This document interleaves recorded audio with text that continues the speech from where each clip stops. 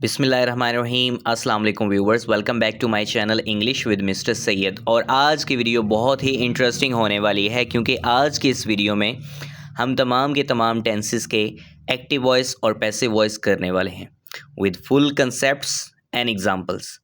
Okay. और active voice को passive voice में कन्वर्ट करने के लिए जो ट्रिक्स इस्तेमाल होती हैं वो ट्रिक्स भी पढ़ेंगे, उनके जो रूल्स होते हैं हम वो रूल्स भी पढ़ेंगे।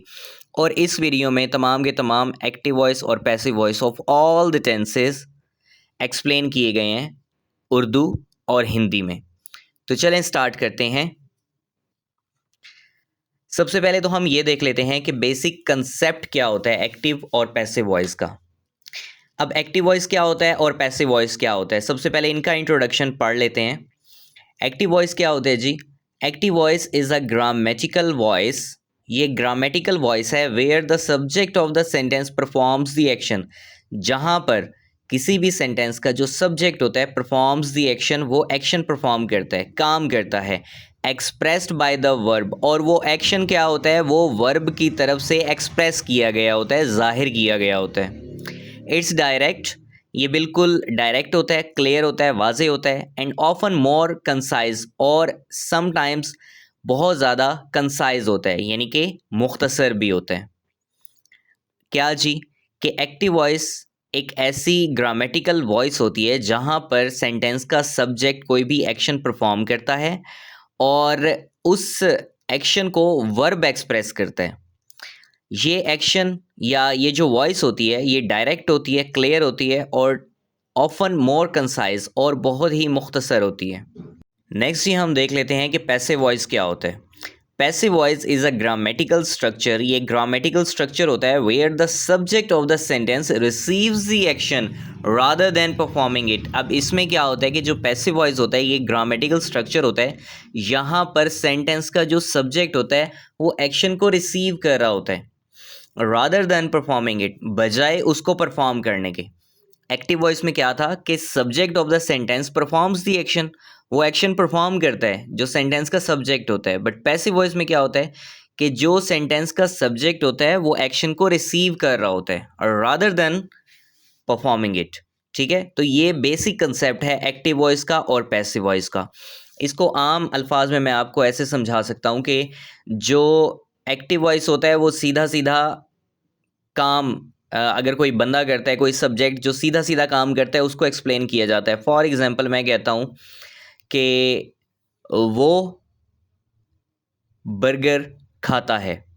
अब इसमें खाने वाला कौन है? ही, वो, ही ईट्स द बर्गर। ठीक है, ही ईट्स द बर्गर। अब मैं इसको दूसरे तरीके से कैसे कहूँगा, यानी कि ये तो हो गया एक्टिव वॉइस, सीधा सीधा बात कह दी, सीधी सीधी बात कह दी।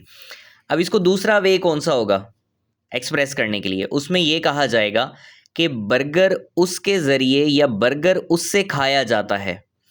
अब इसमें क्या हो रहा है, जो ही है ना वो रिसीव कर रहा है एक्शन को कि बर्गर उससे खाया जाता है। ठीक है, the burger is eaten by him. अब इसमें जो ही था ना वो हिम बन गया, यानी कि ऑब्जेक्ट बन गया, यानी कि वो एक्शन को रिसीव कर रहा है रादर देन परफॉर्मिंग इट। ठीक है, तो ये दो वे होते हैं किसी भी बात को एक्सप्रेस करने के लिए, कि एक्टिव वॉइस का जो सीधा सीधा होता है जैसे मैंने बताया कि वो बर्गर खाता है, और पैसिव वॉइस वो दूसरा तरीका होता है जिसमें सब्जेक्ट रिसीव कर रहा होता है एक्शन, यानी कि बर्गर उससे खाया जाता है।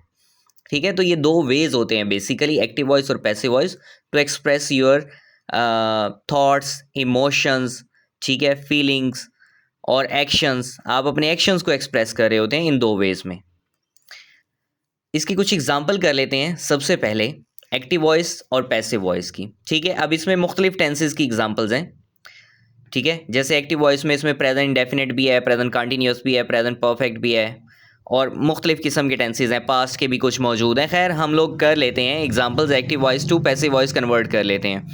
पहली एग्जाम्पल हमारे पास है वी लव आवर पेरेंट्स, हम अपने वालिदैन से मोहब्बत करते हैं। अब इसमें सब्जेक्ट कौन है? वी, यानी कि वी परफॉर्म कर रहा है एक्शन को। ठीक है, और किस पर एक्शन परफॉर्म किया जा रहा है? ऑब्जेक्ट कौन है? Our parents. अब क्या किया जाता है जी, आप जो इसमें सब्जेक्ट होता है वो आपका बन जाता है ऑब्जेक्ट, और जो आपका ऑब्जेक्ट होता है वो बन जाता है सब्जेक्ट। ठीक है, जैसे आवर पेरेंट्स, अब देखें इसका पैसिव देखें, आवर पेरेंट्स, अब चूंकि ये प्रेजेंट इंडेफिनिट का है, हम जैसे जैसे आगे बढ़ते जाएंगे ना, मैं आपको इसकी कंप्लीटली एक्सप्लेनेशन देता जाऊंगा कि हमने आर क्यों लगाया है, एम क्यों लगाया है, वाज क्यों लगाया है, हैज़ क्यों लगाया है, हैव एटसेट्रा, तमाम की तमाम चीज़ों को क्लियरली इस वीडियो में एक्सप्लेन किया गया है। ठीक है, जस्ट वेट एंड वॉच।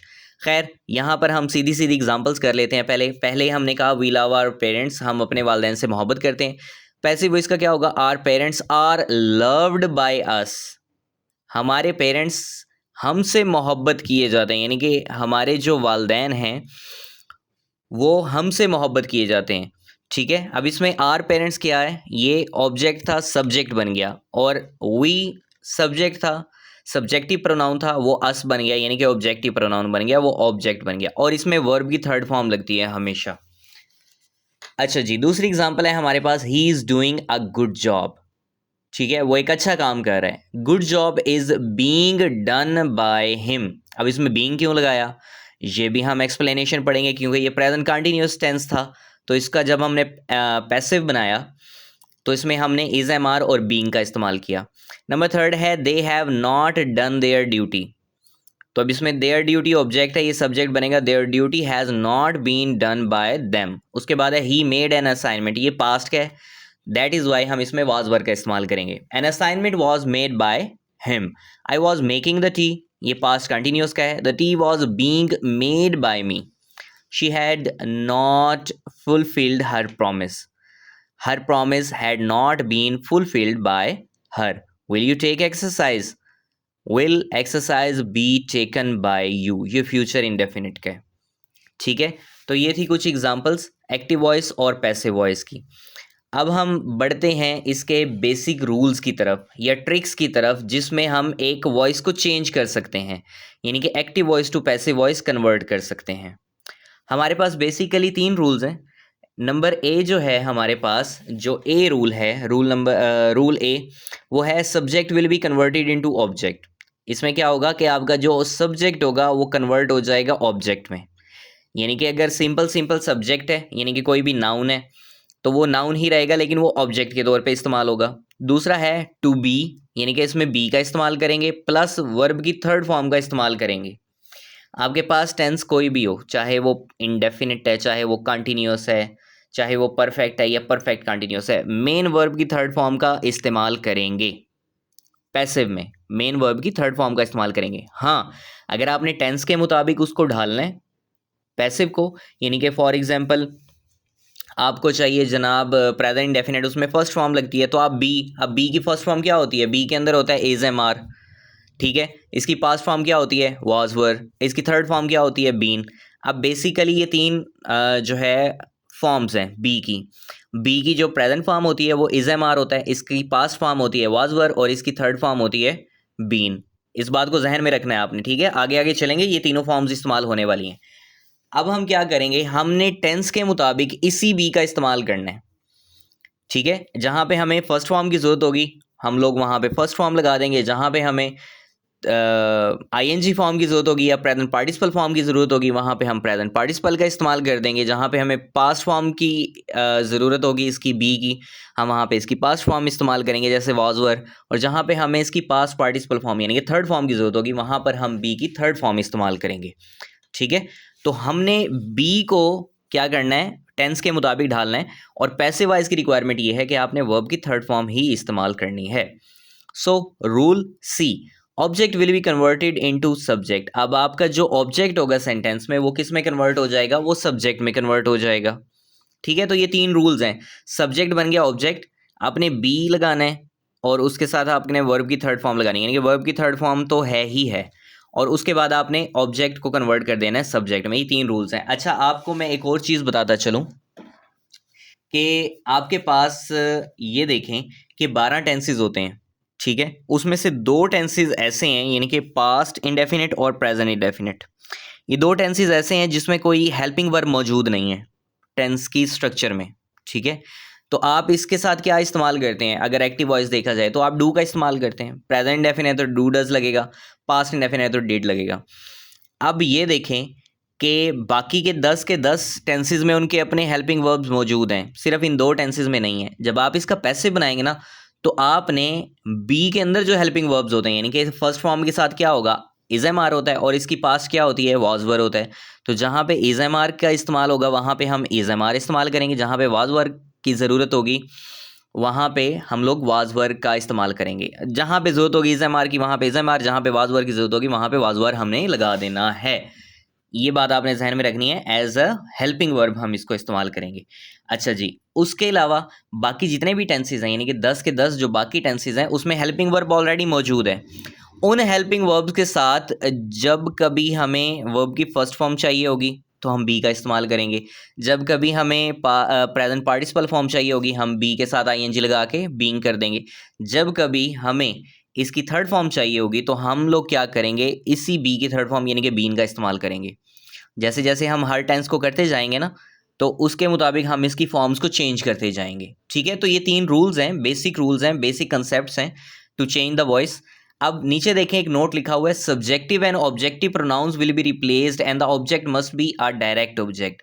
हाँ जी, ये बड़ी इंपॉर्टेंट बात है कि आपका, अब देखें मैंने बताया कि जो नाउन होगा अगर सब्जेक्ट के तौर पे काम करे तो जाके ऑब्जेक्ट बन जाएगा। जैसे अनवार आप कह लो एक नाउन है, वो subject, Anwar is teaching English, Anwar अंग्रेज़ी पढ़ा रहा है।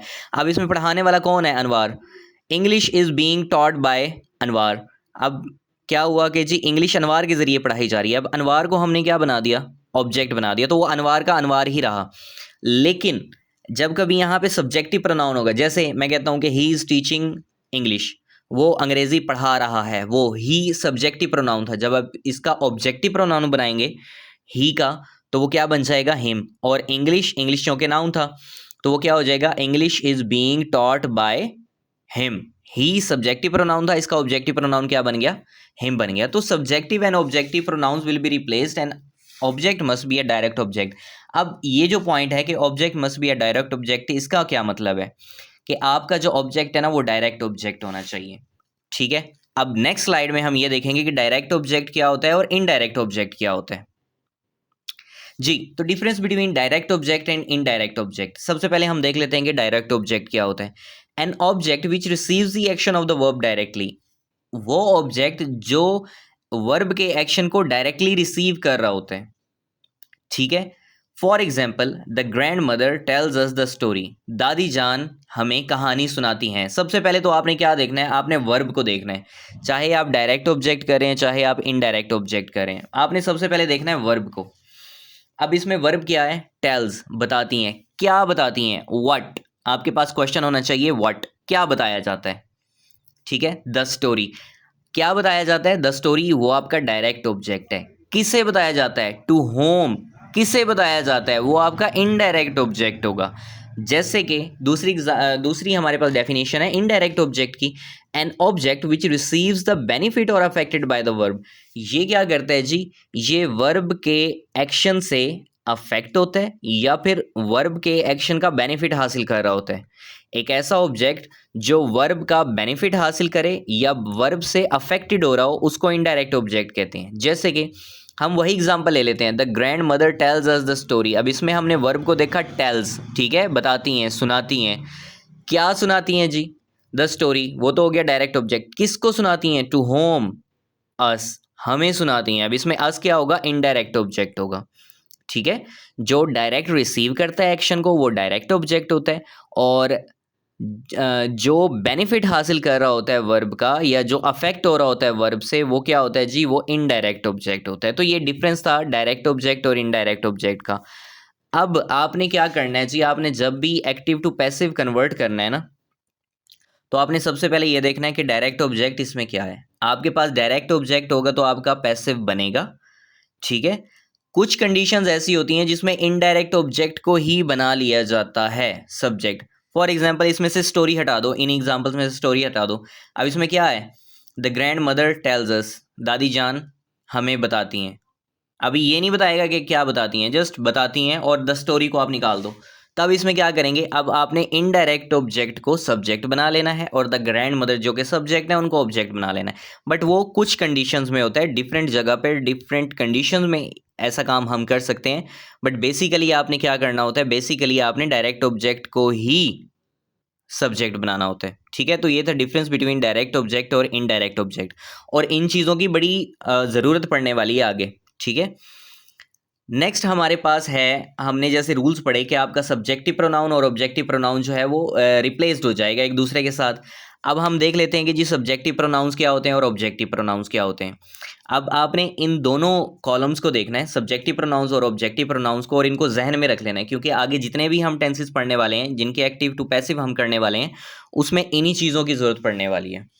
ठीक है, पहला हमारे पास सब्जेक्टिव प्रोनाउन है आई, काम करने वाला, जैसे आई ईट बर्गर। ठीक है, अब मैं कहता हूं जी आई को बनाना है ऑब्जेक्ट, यानी कि बर्गर मुझसे खाया जाता है। The burger is eaten by me. Me, इसमें आई को आपने, आई सब्जेक्टिव प्रोनाउन था, इसको ऑब्जेक्टिव प्रोनाउन में यानी कि मी में कन्वर्ट कर दिया। इसी तरीके से वी का ऑब्जेक्टिव प्रोनाउन होता है अस, यू का यू ही रहता है, दे का देम होता है, ही का हिम होता है, शी का हर होता है, और इट का इट ही रहता है। ठीक है, तो ये थे कुछ सब्जेक्टिव प्रोनाउंस और उनके ऑब्जेक्टिव प्रोनाउंस। अब इनकी बड़ी ज़रूरत पड़ने वाली है आगे। ठीक है, आपके एक्टिव पैसिव में इन्हीं चीज़ों को बार बार रिपीट किया जाता है, क्योंकि नाउन तो चेंज होता नहीं है, नाउन तो नाउन ही रहता है, चाहे वो सब्जेक्ट के तौर पे इस्तेमाल हो चाहे ऑब्जेक्ट के तौर पे इस्तेमाल हो। बट जो आपके सब्जेक्टिव प्रोनाउंस होते हैं वो ऑब्जेक्टिव प्रोनाउन में कन्वर्ट हो जाते हैं, या जो ऑब्जेक्टिव प्रोनाउंस होते हैं वो सब्जेक्टिव प्रोनाउन में कन्वर्ट हो जाते हैं। ठीक है, अच्छा जी, नेक्स्ट हम लोग स्टार्ट करते हैं प्रॉपरली कि वन बाय वन तमाम टेंसेस के हम एक्टिव पैसिव करने वाले हैं। बेसिक जो कंसेप्ट थे वो मैंने आपको समझा दिए। उसमें हमने क्या क्या किया जी, उसमें हमने बेसिक कंसेप्ट पढ़ा कि एक्टिव वॉइस और पैसिव वॉइस क्या होता है, उसकी कुछ एग्जांपल्स किए हैं। फिर उसके अलावा हमने डायरेक्ट ऑब्जेक्ट और इनडायरेक्ट ऑब्जेक्ट को पढ़ा है। ठीक है, कुछ बेसिक रूल्स किए हैं, ट्रिक्स किए हैं कि आपने टू चेंज द वॉइस कौन से रूल्स होने चाहिए। हमने 3 रूल पढ़े हैं कि सब्जेक्ट ऑब्जेक्ट में कन्वर्ट होगा, बी का इस्तेमाल करेंगे, वर्ब की थर्ड फॉर्म का इस्तेमाल करेंगे, ऑब्जेक्ट जो है वो सब्जेक्ट में चेंज हो जाएगा, और सब्जेक्टिव और ऑब्जेक्टिव प्रोनाउंस एक दूसरे के साथ रिप्लेस होंगे, और आपका जो ऑब्जेक्ट है वो डायरेक्ट ऑब्जेक्ट होना चाहिए। ठीक है, और उसके अलावा डायरेक्ट ऑब्जेक्ट और इनडायरेक्ट ऑब्जेक्ट का भी ऑब्वियसली हमने डिफरेंस पढ़ा है। सब्जेक्टिव प्रोनाउंस और ऑब्जेक्टिव प्रोनाउंस भी हमने कर लिए हैं कि क्या क्या चीज़ होती है, और फिर हमें ये किस तरीके से मिलने वाले हैं, यानी कि जो सब्जेक्टिव प्रोनाउन होंगे वो सब्जेक्ट के तौर पे मिलेंगे, और उनको जब आप ऑब्जेक्टिव प्रोनाउन में कन्वर्ट करेंगे तो उनका क्या रिजल्ट होगा, यानी कि आई को मी में कन्वर्ट कर दिया, वी को अस वगैरह वगैरह। और फिर अगर यही ऑब्जेक्टिव प्रोनाउंस को हमने सब्जेक्टिव में करना है तो हम उलट कर देंगे, मी का बन जाएगा आई, अस का बन जाएगा वी वगैरह वगैरह। तो ये हम आगे जैसे जैसे एग्जाम्पल्स करते जाएंगे उसमें ये चीज़ आती जाएगी। खैर, हम बाकायदा स्टार्ट करते हैं अपने एक्टिव वॉइस और पैसिव वॉइस को। हमारे पास पहला टेंस है प्रेजेंट इंडेफिनेट टेंस।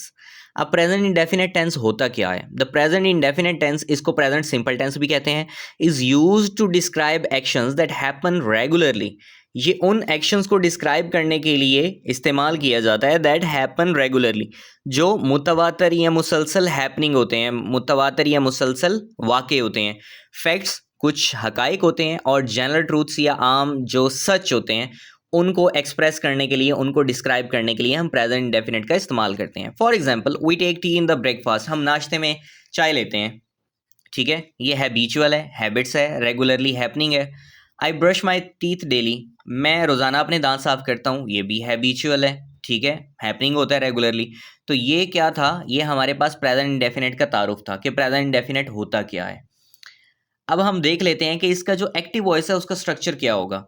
देखें, जब भी हम किसी भी टेंस का एक्टिव वॉइस करेंगे ना, उसमें एक चीज़ आपके सामने वाज़ेह होगी, वो क्या होगी? The subject will perform the action.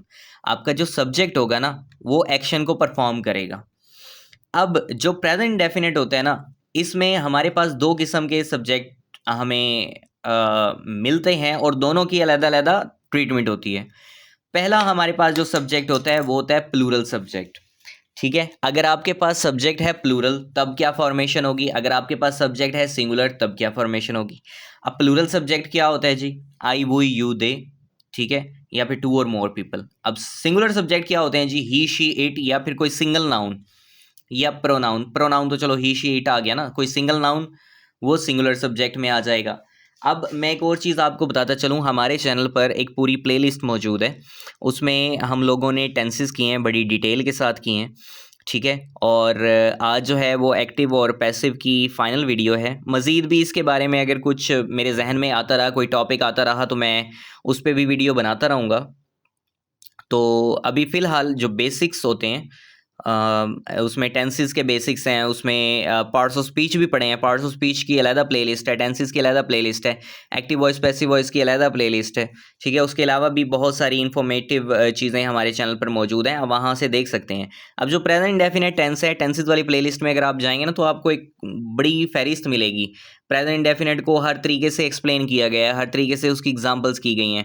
ठीक है, तो उसकी फॉर्मेशन में हर चीज़ डिटेल के साथ बताई गई है कि हमने क्या करना होता है, क्या कंडीशंस होती हैं अगर प्लूरल सब्जेक्ट आ जाए, और क्या कंडीशंस होती हैं अगर क्या ट्रीटमेंट करनी होती है अगर सिंगुलर सब्जेक्ट आ जाए। खैर, जब आप प्लूरल सब्जेक्ट करते हैं, आपने सिंपल एक फार्मूला लिखना है, और वो है सब्जेक्ट, दूसरा है वर्ब की फर्स्ट फॉर्म लगाएंगे, और देन आप लगा देंगे ऑब्जेक्ट। ठीक है, सब्जेक्ट, वर्ब की फर्स्ट फॉर्म, ऑब्जेक्ट, सिंपल सीधा सीधा, जैसे आई ईट बर्गर। ठीक है, उसके बाद अगर आपके पास सिंगुलर सब्जेक्ट है, जैसे कि ही शी इट, तब आपने क्या करना है जी, तब आपने वर्ब की फर्स्ट फॉर्म तो लगानी ही लगानी है, लेकिन उसके साथ आपने SEIES का इजाफा भी कर देना है, और फिर आपने ऑब्जेक्ट लगा देना है। जैसे हम कहते हैं ही ईट्स बर्गर, ठीक है, शी वॉशेज द क्लॉथेस। अब देखें, ईट्स में हमने जस्ट एस का इजाफा करना होता है, और वॉशेज में हमने ES का इजाफा करना होता है। ठीक है, ऐसा क्यों? जब कभी आपके पास वर्ब के एंड पे SH CH X SS SO वगैरह आ जाएं, तो आप ES का इजाफा करते हैं, अदरवाइज आप S का इजाफा करते हैं। ठीक है, तो ये थी फॉर्मेशन। आपने फार्मूला एक ही है, सब्जेक्ट, वर्ब की फर्स्ट फॉर्म, ऑब्जेक्ट, लेकिन अगर सिंगुलर सब्जेक्ट होगा तो आपने सिंपल S या ES का इजाफा कर देना है वर्ब के साथ। खैर, अब जब इसका पैसिव वॉइस आप बनाएंगे, जो इसके पैसिव वॉइस का स्ट्रक्चर होगा वो क्या होगा जी, the subject receives the action. सबसे पहले तो ये होगा कि आपके पास जो सब्जेक्ट होता है ना, उसने एक्शन को रिसीव करना है। ठीक है, अब आपने क्या करना है जी, इसका फार्मूला आपने कैसे, इसका स्ट्रक्चर कैसे बनाना है, आपने चेंज कैसे करनी है जी वॉइस। आपने सबसे पहले पुट करना है ऑब्जेक्ट। अब ये ऑब्जेक्ट कौन सा है? ये जो आपके एक्टिव वॉइस का ऑब्जेक्ट था, ये वो है। अब इसी ऑब्जेक्ट के मुताबिक आपने एज, एम या फिर आर का इस्तेमाल कर देना है। अब ज़रा जाएं, जो हमने रूल्स पढ़े थे उसमें हमने क्या पढ़ा था, जो बी रूल था, रूल बी था हमारे पास, उसमें क्या था कि आपने टू बी प्लस वर्ब की थर्ड फॉर्म। अब देखें जनाब जी, आपके पास ऑब्जेक्ट है, उसके मुताबिक आपने इज एम आर लगाना है। अब मैंने आपको ये बताया था कि बी की जो प्रेजेंट फॉर्म होती है उसमें इज एम आर इंक्लूड होता है एज अ हेल्पिंग वर्ब। अब देखें, बी आ गया, यहाँ पे इज एम आर आ गया, उसके बाद आपने वर्ब की थर्ड फॉर्म लगानी है। देख लें जनाब जी, स्ट्रक्चर हमारे पास पड़ा है, वर्ब की थर्ड फॉर्म है, उसके बाद आपने बाय लगाना है, और फिर आपने सब्जेक्ट लगाना है। अब ये सब्जेक्ट कौन सा है? ये सब्जेक्ट वो है जो आपके एक्टिव वॉइस का सब्जेक्ट था। ठीक है, ऑब्जेक्ट को हम ले गए उठा के स्टार्ट में, वो सब्जेक्ट बन गया, और जो सब्जेक्ट था उसको ले गए हम आखिर में, वो हमारा ऑब्जेक्ट बन गया। ऑब्जेक्ट एंड में होता है, सब्जेक्ट स्टार्ट में होता है, तो हमने उसकी जगह चेंज कर दी। ओके, और to be is am are आ गया, और वर्ब की थर्ड फॉर्म आ गई। तो हमने ये स्ट्रक्चर कंप्लीट कर लिया जी। हमने सबसे पहले ऑब्जेक्ट लगाया, उसके मुताबिक इज एम आर, फिर वर्ब की थर्ड फॉर्म, फिर बाय, और फिर सब्जेक्ट। ठीक हो गया जी। अब इन्हीं ये जो हमने स्ट्रक्चर किए हैं ना, इसके मुताबिक हम कुछ एग्जांपल्स कर लेते हैं। पहली हमारे पास एग्जांपल है, वी लव आवर पेरेंट्स, हम अपने वालिदैन से मोहब्बत करते हैं। अब नेक्स्ट इसका जब पैसिव बनाएंगे, आपने स्ट्रक्चर के मुताबिक बनाना है जी। इसमें ऑब्जेक्ट क्या है? आर पेरेंट्स, ये बन जाएगा सब्जेक्ट, इसको लगाएंगे स्टार्ट में, आर पेरेंट्स। अब चूँकि पेरेंट्स प्लूरल है, तो आपने इज एम आर में से क्या उठाना है? आर उठाना है। Our parents are loved, verb की थर्ड फॉर्म है, लव की थर्ड फॉर्म है, loved by we, subjective pronoun है, इसका ऑब्जेक्टिव प्रोनाउन हम क्या पढ़ के आए हैं कि अस है। Our parents are loved by us, आपके पास जो सब्जेक्ट था, सब्जेक्टिव प्रोनाउन था, उसको ऑब्जेक्टिव प्रोनाउन में कन्वर्ट किया, तो वो क्या बन गया जी? अस बन गया। लेकिन आपके पास जो ऑब्जेक्ट था वो क्या था? वो आपके पास सिंपल नाउन था, यानी कि आर पेरेंट्स, तो वो आर पेरेंट्स वैसे का वैसे ही रहा। तो our parents are loved by us. ठीक हो गया। नेक्स्ट है, he does a good job, वो एक अच्छा काम करता है। A good job is done by him. ठीक है, a good job is done by him. A good job singular है, तो उसके लिहाज से हम इज लगाएंगे, is done by him. Next है, they do not perform their duty, वो अपना काम सही से नहीं करते हैं, या वो अपना काम नहीं करते हैं, वो अपना फ़र्ज़ अदा नहीं करते हैं। There duty is not performed by them. अब यहाँ पे हमने ड्यूटी को सिंगुलर सेंस में लिया है, तो देयर ड्यूटी, उनका काम, उनका फ़र्ज़, is not performed by them, वो उनसे परफॉर्म नहीं किया जाता, अदा नहीं किया जाता। दे का ऑब्जेक्टिव प्रोनाउन क्या होगा? देम।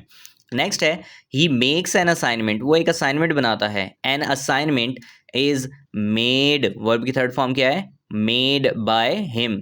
ही की ऑब्जेक्टिव प्रोनाउन क्या होगा? ही का ऑब्जेक्टिव प्रोनाउन क्या होगा? Him. I make the T, मैं चाय बनाता हूँ। The T is made by me. She does not fulfil her promise, वो अपना वादा पूरा नहीं करती है। हर प्रॉमिस, इसमें ऑब्जेक्ट है her promise. Her promise is not fulfilled by her. Do you take exercise, क्या तुम वर्जिश करते हो? Is exercise taken by you, क्या वर्जिश तुम्हारे ज़रिए की जाती है? अब इसमें जितने भी हैं ना, ज़्यादातर तो पॉजिटिव ही हैं, सॉरी अफर्मेटिव सेंटेंसेस हैं।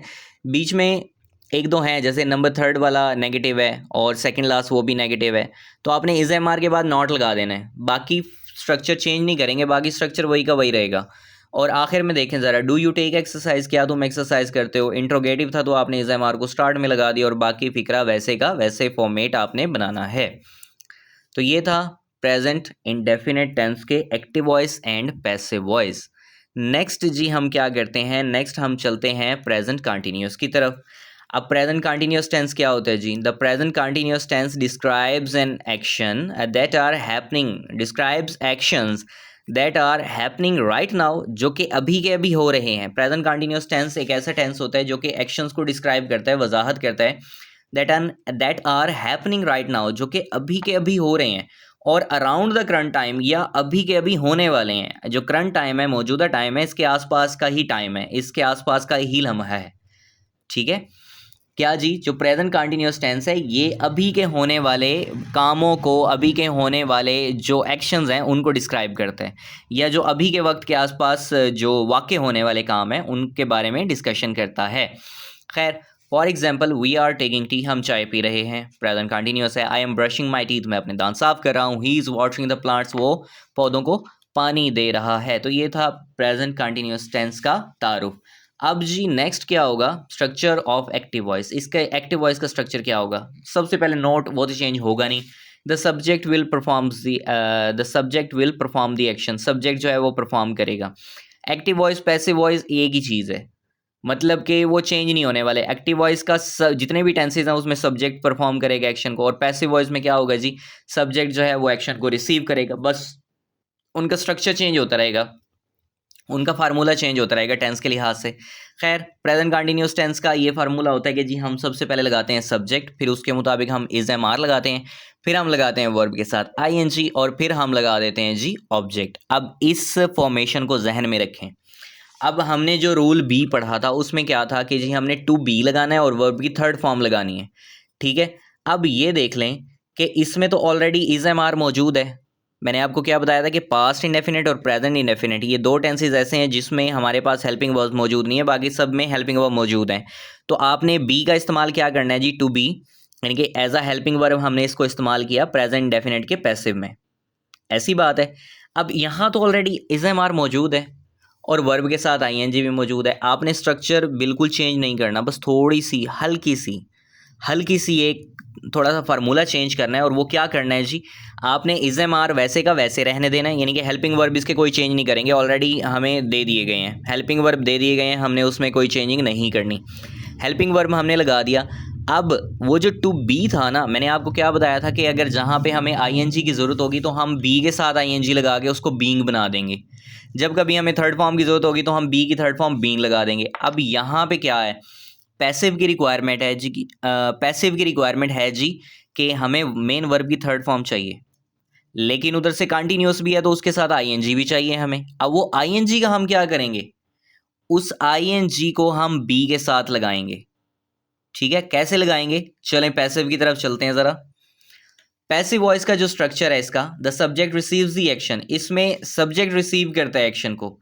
अब वो फॉर्मेशन हमने देखी, उसमें subject is am are, verb के साथ आई एन जी, ऑब्जेक्ट लग गया। अब इसमें क्या होगा? इसमें उस एक्टिव वॉइस का जो ऑब्जेक्ट था ना उसको उठा के हम स्टार्ट में पुट कर देंगे, जो कि अब सब्जेक्ट बनेगा। ठीक है, दैट इज वाई यहाँ पे हमने ऑब्जेक्ट लिखा है, सब्जेक्ट नहीं लिखा। क्यों? क्योंकि रिप्लेस हो गया ना, सब्जेक्ट एंड पे चला गया, ऑब्जेक्ट स्टार्ट में आ गया। और ये सब्जेक्ट और ऑब्जेक्ट कौन से हैं? ये एक्टिव वॉइस के सब्जेक्ट और ऑब्जेक्ट हैं। ठीक है, इज एम आर हमें टेंस के मुताबिक हेल्पिंग वर्ब दे दिए गए हैं। अब हमने क्या करना है जी, आईएनजी की जो रिक्वायरमेंट पूरी करेगा ना, वो हमारे पास वो जो टू बी था ना वो करेगा। बी के साथ आईएनजी लगाएंगे तो वो क्या बन जाएगा, बीइंग बन जाएगा, यानी कि ऑब्जेक्ट, उसके मुताबिक इज एम आर, और फिर आप लगाएंगे बीइंग। और पैसिव की रिक्वायरमेंट क्या है कि जी वर्ब की हमें मेन वर्ब की थर्ड फॉर्म चाहिए।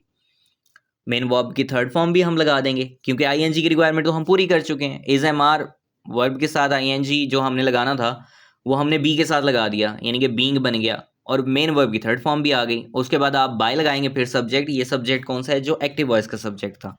ठीक है, तो ये थी फॉर्मेशन हमारे पास पैसिव वॉइस की। अब इन्हीं दोनों स्ट्रक्चर को इस्तेमाल करते हुए हमारे पास कुछ एग्जांपल्स हैं। पहला है we are loving our parents. अब इसमें देखें ज़रा, वी सब्जेक्ट है, इज एम आर में से आर हमने लगाया क्योंकि ये प्लूरल नाउन था, वर्ब के साथ आईएनजी लगा दिया तो वो लविंग हो गया, और आर पेरेंट्स इसमें ऑब्जेक्ट है। अब जरा पैसिव वॉइस का जो स्ट्रक्चर था, उस पैसिव वॉइस के स्ट्रक्चर के मुताबिक हमने क्या करना है जी, पैसिव बनाना है। उसमें हमने ऑब्जेक्ट को स्टार्ट में लगाना था, ये देखें जी, आर पेरेंट्स हमने स्टार्ट में लगा दिया, उसके मुताबिक हमने आर लगा दिया, क्यों, पेरेंट्स प्लूरल है, आर पेरेंट्स आर। और हमने क्या कहा था कि बी के साथ आईएनजी लगाएंगे आईएनजी की रिक्वायरमेंट पूरी करने के लिए, तो वो क्या बनेगा, being. Our parents are being, verb की थर्ड फॉर्म क्या होगी, loved. Our parents are being loved by us. इसमें वी सब्जेक्टिव प्रोनाउन था, ऑब्जेक्टिव प्रोनाउन बन गया तो अस हो गया। Our parents are being loved by us, active था कि हम अपने पेरेंट्स से प्यार करते हैं, और इसका पैसिव क्या बनेगा कि हमारे पेरेंट्स हमसे मोहब्बत किए जाते हैं, प्यार किए जाते हैं। ठीक है, he is doing a good job, वो एक अच्छा काम कर रहा है, good job is being done by him, एक अच्छा काम उससे किया जाता है। They are not performing their duty, वो अपना काम नहीं करें, अपना फ़र्ज अदा नहीं करें, there duty is not being performed by them, इसमें बीइंग का इस्तेमाल होगा वर्ब की third form. He is making an assignment is being made by him. I am making the tea is being made by me. I subjective pronoun था, इसका objective pronoun me होगा। She is not fulfilling her promise, वो अपना वादा पूरा नहीं कर रही है। Her promise is not being fulfilled by her.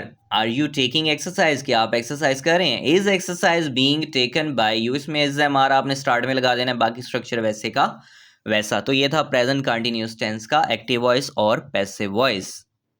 Next tense है जी हमारे पास present perfect tense. The present perfect tense is use to describe actions, ये टेंस इस्तेमाल किया जाता है उन एक्शंस को डिस्क्राइब करने के लिए that happened at an unspecified time, जो कि हैपनिंग हुए हैं किसी गैर मुख्तस टाइम पर, अनस्पेसिफाइड टाइम पर कुछ काम हुआ है इन द पास्ट, गुजरे हुए ज़माने में, and have a connection to the present, और उस वो जो एक्शन परफॉर्म हुआ है पास्ट का, उसका कनेक्शन प्रेजेंट मोमेंट से है, यानी कि मौजूदा ज़माने से है, मौजूदा वक्त से है। ठीक है, क्या जी, कि जो प्रेजेंट परफेक्ट टेंस होता है हमारे पास, वो उन एक्शंस को डिस्क्राइब कर रहा होता है जो एक्शन पास्ट में किसी अनस्पेसिफाइड टाइम पर वाक़े हुए हैं, और उन एक्शंस का कनेक्शन जो है वो प्रेजेंट मोमेंट से। जैसे कि एग्जांपल्स हैं, वी हैव टेकन टी, हम चाय पी चुके हैं, काम हो गया है, पास में हो गया है, लेकिन हम मौजूदा जो लम्हात हैं उसके साथ उसका कनेक्शन है कि हमने पी ली है जी, चाय पी ली है हमने। I have brush my teeth, मैं अपने दांत ब्रश कर चुका हूँ। He has watered the plants, वो पौधों को पानी दे चुका है। ठीक है जी, तो ये था प्रेजेंट परफेक्ट टेंस का तारुफ और उसकी कुछ एग्जांपल्स। अब जी हम करते हैं इसके एक्टिव वॉइस का स्ट्रक्चर। अब एक्टिव वॉइस में आपको बता चुका हूँ, एक्टिव वॉइस में वही होगा कि आपका सब्जेक्ट जो है वो एक्शन परफॉर्म कर रहा होगा। The subject will perform the action, यानी कि आपका जो सब्जेक्ट है वो एक्शन परफॉर्म करेगा। इसकी जो फॉर्मेशन होती है जी वो क्या होती है, आप देखें कि सबसे पहले आप सब्जेक्ट लगाएंगे, उसके बाद आपने लगाना है हैज़ या फिर हैव। सब्जेक्ट के मुताबिक अगर आपका सब्जेक्ट है जी सिंगुलर, तब तो आप लगाएंगे हैज़, यानी कि ही शी इट या कोई सिंगल नाम होगा तो हैज़ लगाना है आपने। अगर आई वो यू दे या टू और मोर पीपल होंगे तो आपने हैव लगाना है, यानी कि प्लूरल सब्जेक्ट होगा तो आपने हैव लगाना है। ठीक है, सब्जेक्ट उसके मुताबिक हैज़ या हैव, उसके बाद आपने लगाना है जी वर्ब, और वर्ब की कौन सी फॉर्म लगानी है, थर्ड फॉर्म लगानी है। जो स्ट्रक्चर है ना एक्टिव वॉइस का, इसका प्रेजेंट परफेक्ट टेंस का, उसमें वर्ब की थर्ड फॉर्म मौजूद है, और एट द एंड आपने ऑब्जेक्ट लगा देना है। अब ज़रा इस स्ट्रक्चर को जहन में रखना है। हेल्पिंग वर्ब हमारे पास हैज़ हैव दे दिया गया है, उधर से वर्ब की थर्ड फॉर्म है, यानी कि प्रेजेंट परफेक्ट टेंस की ये रिक्वायरमेंट है कि हमने वर्ब की थर्ड फॉर्म लगानी है। ठीक है, अब जी हम आ जाते हैं इसके पैसिव वॉइस की तरफ। अब इसका पैसिव वॉइस क्या कहता है? सबसे पहले तो ये कहता है कि जी subject receives the action, subject ने एक्शन रिसीव करना है। नेक्स्ट वो कहता है आपने ऑब्जेक्ट लगाना है, ऑब्जेक्ट के मुताबिक आपने हैज़ हैव लगाना है। ये ऑब्जेक्ट कौन सा है? जो एक्टिव वॉइस का ऑब्जेक्ट है। उसके बाद आपने लगाना है जी बीन। अब ये बीन कहाँ से आ गया? एक्टिव वॉइस का हमारे पास क्या था? हैज़ हैव और वर्ब की थर्ड फॉर्म, ऐसी बात है। अब टेंस ये रिक्वायर्ड कर रहा है कि जी वर्ब की थर्ड फॉर्म होनी चाहिए, उधर से पैसिव भी रिक्वायर्ड कर रहा है कि जी वर्ब की थर्ड फॉर्म होनी चाहिए। तो हम क्या करेंगे? हेल्पिंग वर्ब तो हमने चेंज करने नहीं है, तो हम टेंस की रिक्वायरमेंट पूरी करने के लिए हम वो हमारे पास जो टू बी था ना, अब याद करें मैंने आपको क्या बताया था कि बी की थर्ड फॉर्म लगानी है बीन, तो हमने बी की थर्ड फॉर्म लगाई है तो बीन बन गया। ठीक है, तो टेंस की रिक्वायरमेंट तो हमने बीन से पूरी कर दी। अब पैसिव की रिक्वायरमेंट क्या है जी? मेन वर्ब की थर्ड फॉर्म होनी चाहिए, मेन वर्ब की थर्ड फॉर्म भी हम लगा देंगे, यानी कि मेन वर्ब की थर्ड फॉर्म भी हमने पूरी करनी है, और हमने प्रेजेंट परफेक्ट की जो रिक्वायरमेंट है उसमें भी वर्ब की थर्ड फॉर्म थी, उसकी थर्ड फॉर्म पूरी करने के लिए हमने बी की थर्ड फॉर्म लगा दी। उसके बाद आपने बाय लगाना है और उसके बाद आपने लगा देना है सब्जेक्ट, और ये सब्जेक्ट कौन सा होगा? जो आपके एक्टिव वॉइस का सब्जेक्ट होगा। अब इसकी कुछ एग्जांपल्स कर लेते हैं एक्टिव वॉइस और पैसिव वॉइस की। सबसे पहले है I have completed my homework, मैं अपना होमवर्क कर चुका हूँ। माई होमवर्क ऑब्जेक्ट था, ये सब्जेक्ट बनेगा, इसके मुताबिक आपने हैज़ लगाना है। My homework has been. ठीक है, प्रेजेंट परफेक्ट की रिक्वायरमेंट पूरी करनी है तो हमने बी की थर्ड फॉर्म लगाई है been. My homework has been completed by me, I का ऑब्जेक्टिव प्रोनाउन क्या होगा? Me. My homework has been completed by me. She has written 3 books, वो 3 किताबें लिख चुकी है। 3 books have been written by her, she का ऑब्जेक्टिव बन गया हर, और 3 बुक्स चूँकि प्लूरल है तो उसके साथ हमने हैव लगाना है। आप चाहे एक्टिव वॉइस का स्ट्रक्चर करें चाहे पैसिव का स्ट्रक्चर करें, इस दोनों में जो सब्जेक्ट होगा उसके मुताबिक आपने हैज़ हैव लगाना है। ठीक है, नेक्स्ट है they have visited Paris twice, वो 2 बार पेरिस जा चुके हैं। Paris has been visited by them twice. अब देखें पेरिस इसमें सिंगुलर है तो हैज़ लगाया, लेकिन इसके एक्टिव में दे था, उसके साथ हमने हैव लगाया था क्योंकि दे प्लूरल होता है। नेक्स्ट हमारे पास है ही हैज़ ब्रोकन हिज फोन, वो अपना फ़ोन तोड़ चुका है। His phone has been broken by him. You have improved your writing has been improved by you. The teacher has explained the lesson has been explained by the teacher, यानी कि teacher अपना lesson explain कर चुका है, या फिर lesson teacher के ज़रिए एक्सप्लेन किया जा चुका है। ठीक है जी, ये था प्रेजेंट परफेक्ट टेंस। अब नेक्स्ट हम बढ़ते हैं प्रेजेंट परफेक्ट कंटिन्यूअस टेंस की जानिब। अब कुछ लोग ये कहते हैं कि जी जो परफेक्ट कंटिन्यूअस टेंस होते हैं ना, उनके पैसिव बनते ही नहीं हैं। ठीक है, बट इनके पैसिव बनते हैं। अब वो बनते कैसे हैं? हमने जैसे अभी प्रीवियस हमने जितना भी स्ट्रक्चर किया हमने डिटेल के साथ किया, यानी कि हर टेंस का जहाँ पे टू बी फॉर्म आनी है हमने वहाँ पे टू बी फॉर्म लगाई है। जहाँ पे हमने मतलब बी के अगर हमने एज अ हेल्पिंग वर्ब चाहिए तो हमने एज अ हेल्पिंग वर्ब भी इस्तेमाल किया, जैसे प्रेजेंट इंडेफिनिट में किया। ठीक है, अब जहाँ पे हमें उसका आईएनजी फॉर्म चाहिए था टू बी का, तो हमने टू बी का आईएनजी फॉर्म लगाया, बीइंग कर दिया। जहाँ पे उसकी थर्ड फॉर्म चाहिए थी, यानी कि बी की थर्ड फॉर्म चाहिए थी, बीन चाहिए थी, वहाँ पे हमने बीन भी लगा दिया, यानी कि हमने बी को भी इस्तेमाल किया। ठीक है, एक एक चीज़ हम वाज़े तौर पे करें, यानी कि हेल्पिंग वर्ब भी रहेंगे हमारे साथ, हमारे पास बी फॉर्म भी रहेगी, और हमारे पास वर्ब की थर्ड फॉर्म तो है ही है पैसिव बनाने के लिए। अब उन्हीं रूल्स को, वो जो हमने 3 रूल्स बेसिक पढ़े हैं स्टार्ट में, उन्हीं को फॉलो करते हुए हमने सब टेंसेस के पैसिव करने हैं। अब यहाँ पे देखें प्रेजेंट परफेक्ट कंटिन्यूअस टेंस हमारे पास मौजूद है। Present perfect continuous tense is used to describe actions that began in the past. Present perfect continuous tense उन एक्शंस को डिस्क्राइब करने के लिए इस्तेमाल होता है that began in the past, जो कि पास्ट में शुरू हुए हैं, and are still continuing in the present, और अभी तक मौजूदा वक्त तक वो कंटिन्यू हैं, जारी हैं, और हैव रिसेंटली स्टॉप्ड, या रिसेंटली वो रुक गए थे but have a present effect, लेकिन उनमें प्रेजेंट इफेक्ट अभी तक मौजूद है, यानी कि मौजूदा टाइम का इफेक्ट, उसका असर अभी तक मौजूद है उनमें। ठीक है, या तो ये होगा जो पास्ट में शुरू हैं लेकिन प्रेजेंट में अभी तक कंटिन्यू हैं, या फिर ये होगा कि पास्ट में हुए हैं, स्टॉप भी हो गए थे, लेकिन प्रेजेंट इफेक्ट उनका मौजूद है। For example I have been learning French for 6 month, मैं पिछले 6 महीनों से फ्रेंच सीख रहा हूँ। She has been cooking dinner since 5 PM, वो 5 बजे से जो है वो क्या कर रही है, डिनर कुक कर रही है। They have been playing video games all afternoon, वो पूरी दोपहर से वीडियो गेम्स खेल रहे हैं। अब ये देखें कि एक और चीज़ आपको बेसिक मैं इसमें बताता चलूँ कि जो परफेक्ट कंटिन्यूस टेंस होते हैं ना, उनमें टाइम लाजमी मेंशन होता है। समटाइम्स नहीं भी होता, समटाइम्स नहीं भी होता, लेकिन इसमें मोस्टली टाइम मेंशन होता है। जैसे वो 2 घंटों से पढ़ रहा है। अब देखें, अगर हम जस्ट ये कहें कि वो पढ़ रहा है, ये तो प्रेजेंट कंटिन्यूस का हो गया। लेकिन जब हम ये कहेंगे वो 2 घंटों से पढ़ रहा है, तब ये परफेक्ट कंटिन्यूस होगा, क्योंकि एक टाइम मुख्तस कर दिया गया, टाइम दे दिया गया। अब समटाइम्स इसकी एक और अलामत होती है, मैं कहता हूँ कि वो पढ़ता रहा है। अब इसमें टाइम मेंशन नहीं है, लेकिन इसमें अलामत क्या है, ता रहा है। एंड किस पे होगा, ता रहा है। तो आपने समझ जाना है कि ये परफेक्ट कंटिन्यूस का है। ठीक है, प्रेजेंट परफेक्ट कंटिन्यूस का है। खैर, हम इसका एक्टिव वॉइस का स्ट्रक्चर देखते हैं कि जी इसका एक्टिव वॉइस का स्ट्रक्चर क्या होता है। सबसे पहले तो subject will perform the action, as usual subject ही परफॉर्म करेगा एक्शन को। दूसरे नंबर पे हम देख लेते हैं इसका स्ट्रक्चर। सबसे पहले आपने सब्जेक्ट लगाना है, फिर आपने जी, अब चूँकि ये परफेक्ट है और प्रेजेंट का है तो हैज़ हैव लाजमी होगा, यानी कि हैज़ हैव आपने सब्जेक्ट के मुताबिक लगा देना है।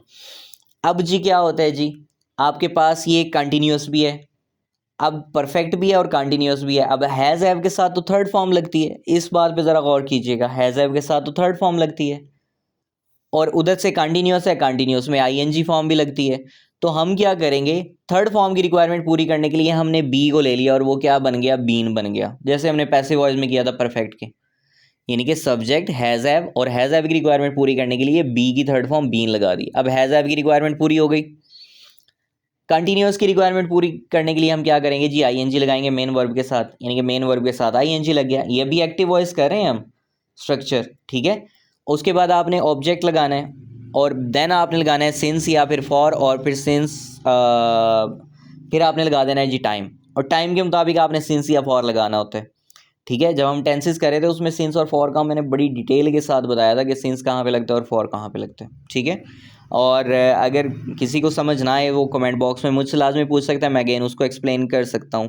खैर, तो सिंस और फॉर आपने लगाना है टाइम के मुताबिक। अब ये हो गया आपके एक्टिव वॉइस का स्ट्रक्चर।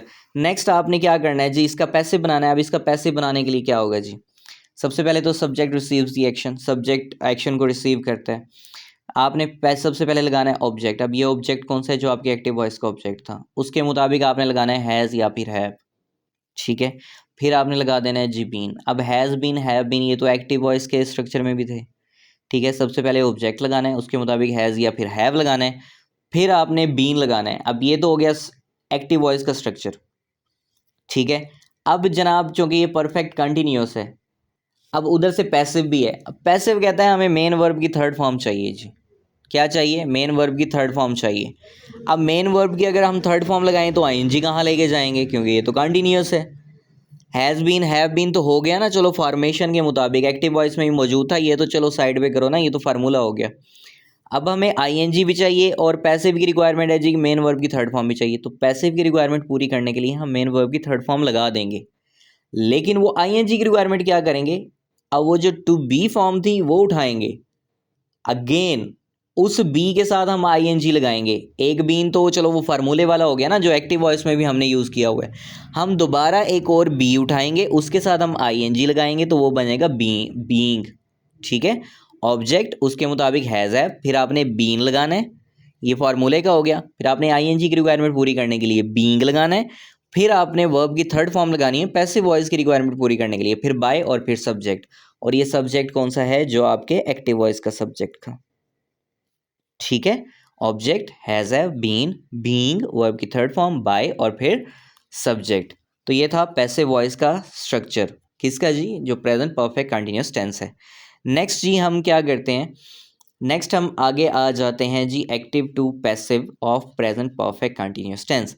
पहला है ही has been writing a novel for the last 2 years, वो पिछले 2 सालों से एक नॉवल लिख रहा है।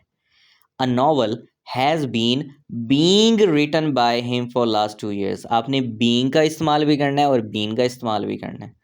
पहले बीन जो है वो फार्मूले वाला लग गया, बीइंग आपने आईएनजी की रिक्वायरमेंट पूरी करने के लिए पैसिव में लगाया, और पैसिव की रिक्वायरमेंट पूरी करने के लिए हमने मेन वर्ब की थर्ड फॉर्म लगाई, written.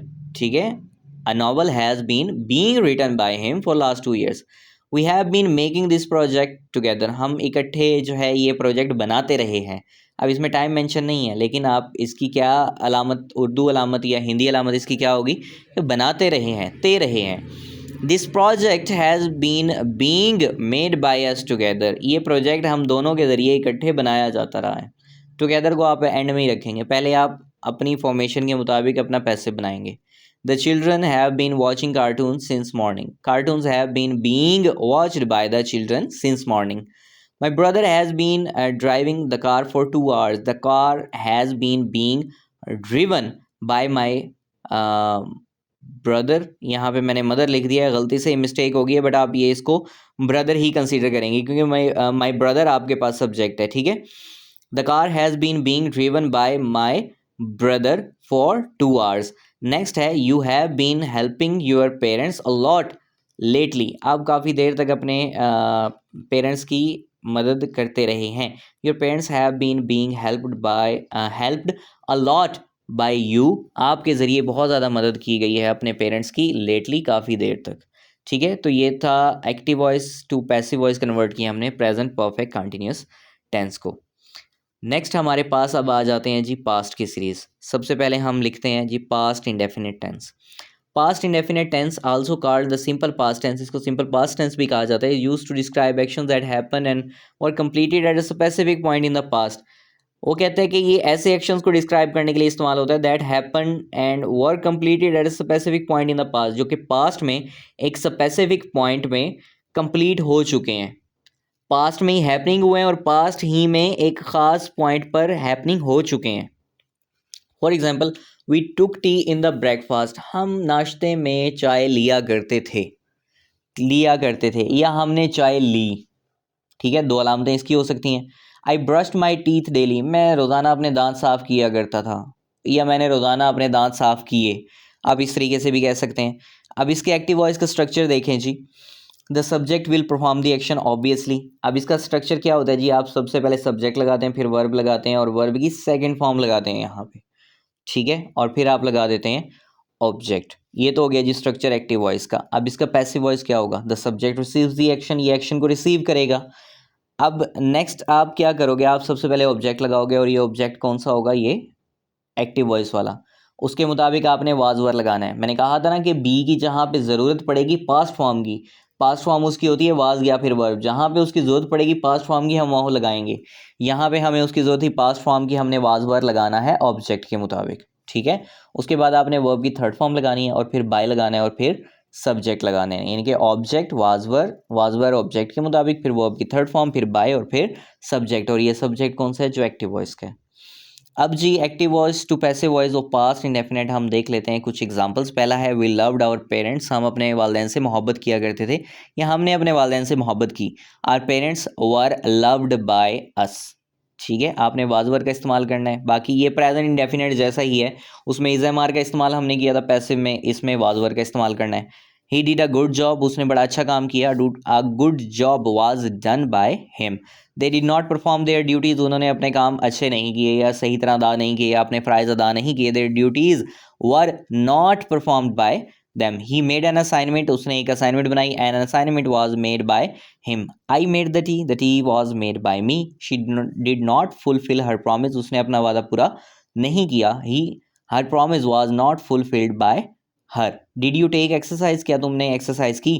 was exercise taken by you, क्या एक्सरसाइज तुम्हारे ज़रिए की गई। तो ये था पास्ट इंडेफिनेट का active voice to passive voice. Next हम चलते हैं पास्ट कंटिन्यूस टेंस की जानिब। पास्ट कंटिन्यूस टेंस क्या होता है जी, the past continuous tense also called past progressive tense, इसको पास्ट प्रोग्रेसिव टेंस भी कहते हैं। Is use to describe actions, ये उन एक्शंस को डिस्क्राइब करने के लिए इस्तेमाल की जाती है that were out on going at a specific moment in the past, जो कि पास्ट में एक स्पेसिफिक मोमेंट पे ऑन गोइंग थे, प्रोग्रेस में थे, प्रोसेस में थे, ठीक है। For examples we were taking tea, हम चाय पी रहे थे, पास्ट में एक स्पेसिफिक पॉइंट पर, यानी कि प्रोग्रेस में था ये काम। I was brushing my teeth, मैं अपने दांत साफ कर रहा था। He was watering the plants, वो प्लांट्स को पानी दे रहा था। एक्टिव वॉइस क्या होगा जी इसका, the subject will perform the action as usual. सबसे पहले आप सब्जेक्ट लगाएंगे, उसके मुताबिक आपने वाज या फिर वर लगाना है और फिर आपने लगाना है वर्ब और वर्ब के साथ लगाना है I N G and then आपने ऑब्जेक्ट लगा देना है, यानी कि सब्जेक्ट वाज वर, वर्ब के साथ I N G and then object. जब इसका पैसिव बनाएंगे तो आपने ऑब्जेक्ट बना देना है सब्जेक्ट, दैट इज़ वाई आपने ऑब्जेक्ट स्टार्ट में पुट करना है। सब्जेक्ट रिसीव्स दी एक्शन, इसमें सब्जेक्ट एक्शन को रिसीव करता है। सबसे पहले आपने ऑब्जेक्ट लगाना है और उसी ऑब्जेक्ट के मुताबिक आपने वाजवर लगाना है। और ये ऑब्जेक्ट कौन सा है? जो एक्टिव वॉइस का ऑब्जेक्ट है, वाजवर। और उसके साथ हमने आईएनजी की रिक्वायरमेंट पूरी, क्योंकि कंटिन्यूअस है तो आईएनजी की रिक्वायरमेंट पूरी करने के लिए हमने क्या करना है जी? बीइंग लगाना है। वाजवर, बीइंग और वर्ब की थर्ड फॉर्म चाहिए। पैसिव की रिक्वायरमेंट है कि वर्ब की थर्ड फॉर्म चाहिए जी हमें। ऑब्जेक्ट वाजवर, बीइंग, वर्ब की थर्ड फॉर्म बाय और फिर सब्जेक्ट। और ये सब्जेक्ट कौन सा है? जो एक्टिव वॉइस का है। इसकी कुछ एग्जांपल्स देख लेते हैं। We were loving our parents, हम अपने वालिदैन से मोहब्बत कर रहे थे।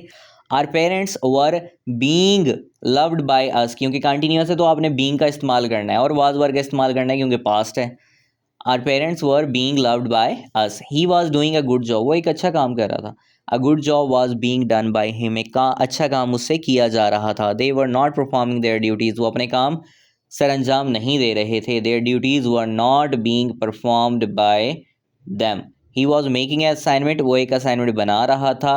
N assignment was being made by him. I was making the T, मैं एक चाय बना रहा था, मैं चाय बना रहा था। The tea was being made by me. She was not fulfilling her promise, वो अपना वादा पूरा नहीं कर रही थी। Her promise was not being fulfilled by her, उसका वादा उससे पूरा नहीं किया जा रहा था। वर यू टेकिंग एक्सरसाइज, क्या आप एक्सरसाइज कर रहे थे?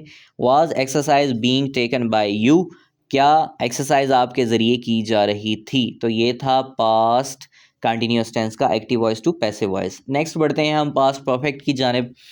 पास्ट परफेक्ट टेंस के बारे में सबसे पहले पढ़ लेते हैं कि क्या होता है। The past perfect tense is used to show that action was completed before another action or point in the past. कि पास्ट परफेक्ट टेंस एक ऐसा टेंस होता है जो इसलिए इस्तेमाल किया जाता है टू शो, ये बताने के लिए, that an action was completed before another action, कि कोई भी एक्शन कंप्लीट हुआ है किसी और एक्शन से पहले, और पॉइंट इन द पास्ट, कि किसी और पॉइंट, जो पास्ट में कोई और पॉइंट है उससे पहले। यानी कि पास्ट के अंदर कोई और पॉइंट या कोई और एक्शन हैपनिंग होने से पहले कोई और एक्शन हो चुका है, परफॉर्म हो चुका है, ये शो करने के लिए हम पास्ट परफेक्ट टेंस का इस्तेमाल करते हैं। जैसे कि वी हैड टेकन टी, हम चाय पी चुके थे। ठीक है, इससे पहले कोई और एक्शन होता तो हम ऑलरेडी ये काम कर चुके हैं, डन हो चुका है। I had brush my teeth, मैं अपने दांत साफ कर चुका था। He had watered the plant, वो पौधों को पानी लगा चुका था। स्ट्रक्चर क्या होगा जी? Subject will perform the action, obviously. Subject, इसमें आपने हैड का इस्तेमाल करना होता है, सब्जेक्ट के मुताबिक आपने हैड का इस्तेमाल करना होता है। और उसके बाद वर्ब की थर्ड फॉर्म एंड देन आपने लगाना होता है ऑब्जेक्ट। जब इसका पैसिव वाइज आप क्या करोगे? आपके पास स्ट्रक्चर के मुताबिक हेल्पिंग वर्ब वही रहेगा, आपने ऑब्जेक्ट लगाना है। ये ऑब्जेक्ट कौन सा है? एक्टिव वॉइस का। उसके मुताबिक आपने हैड लगाना है। हैड इसमें चाहे सिंगुलर है चाहे प्लूरल है, सब में हैड का ही इस्तेमाल होगा। हैड के साथ आपने, हैड की रिक्वायरमेंट है जी वर्ब की थर्ड फॉर्म, आपने बी की थर्ड फॉर्म लगा के उसको बीन कर देना है, यानी कि हैड बीन कर देना है। पैसिव की रिक्वायरमेंट है वर्ब की थर्ड फॉर्म, वो हमने वर्ब की थर्ड फॉर्म लगा देनी है पैसिव की। ऑब्जेक्ट, उसके साथ हैड, फिर बीन, फिर वर्ब की थर्ड फॉर्म, ये पैसिव की रिक्वायरमेंट है। फिर बाय और फिर सब्जेक्ट, और ये सब्जेक्ट कौन सा है? ये एक्टिव वॉइस वाला सब्जेक्ट है। आ जाएं जी, हम इसकी कुछ एग्जांपल्स कर लेते हैं पास्ट परफेक्ट टेंस की। I had completed my homework, मैं अपना होमवर्क कंप्लीट कर चुका था। My homework had been completed by me, मेरा होमवर्क मेरे जरिए कंप्लीट किया जा चुका था। She had written 3 books, 3 books had been written by her. They had visited Paris twice, Paris had been visited by them twice. We had watched that movie already. That movie had been watched by us already. He had broken his phone. His phone had been broken by him. You had improved your writing. Your writing had been improved by you. The teacher had explained the lesson. The lesson had been explained by the teacher. इसमें had been का इस्तेमाल होगा और verb की third form होगी और फिर by और देन, यानी कि जो आपका सब्जेक्ट था और वो अब ऑब्जेक्ट बन चुका है। ठीक है, इस तरीके से। ठीक है जी, तो ये था पास्ट परफेक्ट टेंस के active voice to passive voice convert करना। नेक्स्ट हमारे पास है पास्ट टेंस की सीरीज़ का जो आखिरी टेंस है वो है past perfect continuous tense. Past perfect continuous क्या होता है जी? Past perfect continuous tense also called the past perfect progressive tense. इसको पास्ट परफेक्ट प्रोग्रेसिव टेंस भी कहते हैं। इज़ यूज टू शो, ये शो करने के लिए इस्तेमाल किया जाता है that an action started in the past, के पास्ट में एक एक्शन काम, कोई भी काम स्टार्ट हुआ है। एन एक्शन स्टार्टेड, कोई काम स्टार्ट हुआ है कंटिन्यूड फॉर सम टाइम, वो कुछ अरसे के लिए जारी रहा है, कुछ अरसे के लिए जारी रहा है, कुछ लम्हे के लिए जारी रहा है। And ended before another action, और कोई और एक्शन हैपनिंग हो इससे पहले वो एंड भी हो गया। और पॉइंट इन द पास्ट, या किसी पास्ट के किसी पॉइंट से पहले वो एंड भी हो गया। क्या हो गया, जिसको पास्ट परफेक्ट प्रोग्रेसिव टेंस भी कहते हैं। और ये इसलिए इस्तेमाल किया जाता है कि कोई एक्शन पास्ट में स्टार्ट हुआ है और वो एक्शन थोड़े वक्त के लिए रहा भी है, और फिर उसके बाद कोई पास्ट में कोई और एक्शन या कोई पॉइंट हैपनिंग होने से पहले वो ख़त्म भी हो गया। For example, I had been learning French for 6 months, मैं 6 मंथ से फ्रेंच सीख रहा था। She had been cooking dinner since 5 PM, वो 5 बजे से खाना बना रही थी, डिनर बना रही थी। They had been playing video games all the afternoon, वो पूरी दोपहर जो है वो वीडियो गेम्स खेलते रहे थे, ठीक है, या खेल रहे थे। आप इसको ये भी कह सकते हैं, खेलते रहे थे या खेल रहे थे, दोनों एग्जांपल्स परफेक्ट कंटिन्यूअस की होती हैं, ठीक है। नेक्स्ट इसके स्ट्रक्चर देख लेते हैं एक्टिव वॉइस का। The subject will perform the action, इसमें एक्शन जो है वो सब्जेक्ट परफॉर्म करेगा। उसके बाद आपने सब्जेक्ट के बाद लगाना है हैड और उसके बाद लगाना है बीन। नेक्स्ट आप लगाएंगे वर्ब, और वर्ब के साथ आप लगाएंगे ING, क्योंकि कंटिन्यूअस है तो हैड बीन वर्ब के साथ ING, एंड देन आप ऑब्जेक्ट लगाएंगे। फिर आपने लगाना है सिंस या फिर फॉर टाइम के मुताबिक, और एट द एंड आपने टाइम लगा देना होता है अगर दिया गया है। इसका पैसिव का स्ट्रक्चर क्या होगा जी, the subject receives the action, इसमें एक्शन को रिसीव कौन करता है, सब्जेक्ट कर रहा होता है, यानी कि एक्शन इसमें सब्जेक्ट पर परफॉर्म किया जा रहा होता है। The action is being done to the subject, ये सब्जेक्ट पर परफॉर्म किया जा रहा होता है।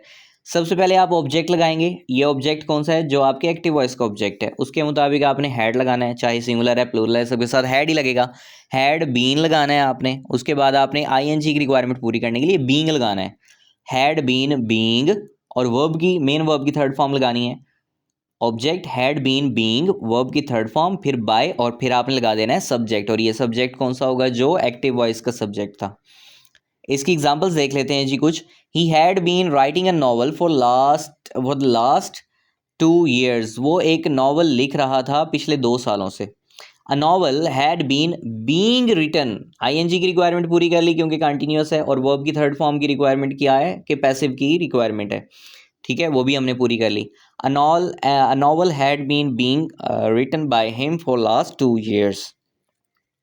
We had been making this project together. This project had been being made by us together. The children had been watching cartoons since morning. The cartoons had been being watched by the children since morning. My brother had been driving the car for 2 hours. मेरे भाई जो हैं वो 2 घंटों से car drive कर रहे हैं। The car had been being driven by my brother for 2 hours, ठीक है। लास्ट एग्जाम्पल है, you had been helping your parents lot lately, आप देर तक अपने पेरेंट्स की मदद करते रहे थे।